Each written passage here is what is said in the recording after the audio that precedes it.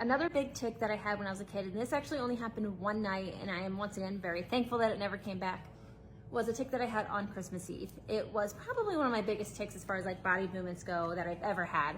Now, I love Christmas. I've talked about this on here before.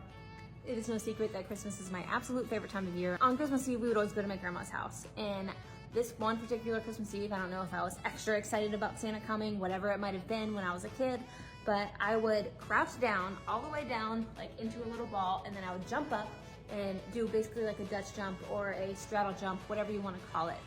Now, I was a dancer when I was growing up. I danced for 20 years in my past, and so I think that's where that tic kind of came from, but it was a huge tic, and it was a very uncomfortable tic. And the thing with tics, as I've talked on here before, the more you don't want to do them, or the harder almost like the tic would be in a certain situation, the more your body wants to do that tic. So every time I would walk in like a doorway, that's when I wanted to do it the most, because it's like my brain needed to see like, hey, can we do this tic without hurting ourselves? Can we do this tic without kicking the wall? Blah, blah, blah. And I was never, and still not, a very tall person by any means. I'm not even 5 foot tall. So thankfully I was able to do it. However, it was like my body was testing me the whole night. Some of my tics when I was younger were definitely a lot different than they were today. And at least for some of those, I am, like I said, very thankful that they have changed over the years.